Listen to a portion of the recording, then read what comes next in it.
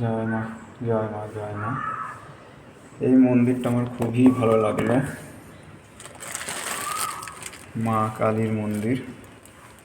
আর এই কারণে সব থেকে বেশি ভালো লাগলো যে এখানে দেখুন কত সুন্দর করে লেখা আছে,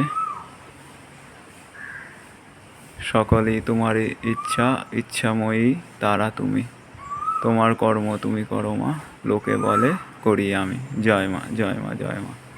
সত্যি এই লাইনটা দেখে খুব ভালো লাগলো।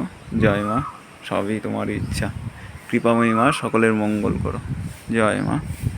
এটা হচ্ছে গিয়ে এই রাজরাপ্পা ছিন্নমস্তা মন্দিরেরই একদম পাশে 10 মহাবিদ্যার যে মন্দির আছে তার পাশেই হচ্ছে এই মা কালীর মন্দিরটি আছে, খুবই সুন্দর।